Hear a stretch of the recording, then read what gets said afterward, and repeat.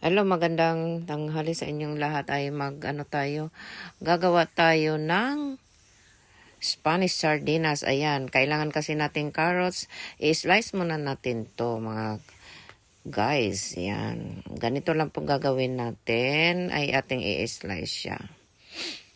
Tapos, ayan na po ang mga nahiwa natin. Mayroon tayong carrots, tsaka bawang, siling maanghang, ayan. Yan ay ating ilagay dyan lahat. At saka mayroon tayong pickles, yan. Mayroon din tayong olive, no? Tapos ay ilagay na natin yung ating laurel dyan. First time ko pang nagluto nito, no? Pasensya na kayo ha kung hindi tayo masyadong ma-perfect nito. Ayan.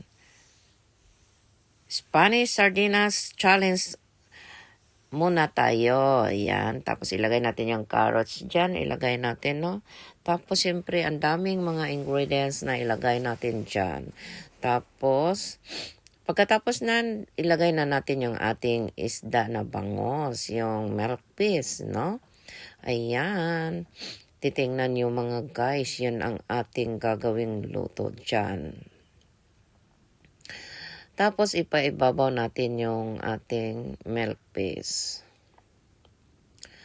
Oo. Ilagay natin yung carrots dyan mauna kasi para hindi masunog yung ating isda kung sakali man, no?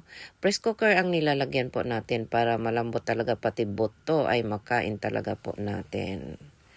Kaya ayan, i-arrange natin yan. Ganyan lang po ang dapat gawin natin. Yung buntot kasi para maraming buto kasi dyan. Para siya yung lutong-luto talaga. Kasi pati buto talagang makain mo to sa yung Spanish sardinas talaga, no?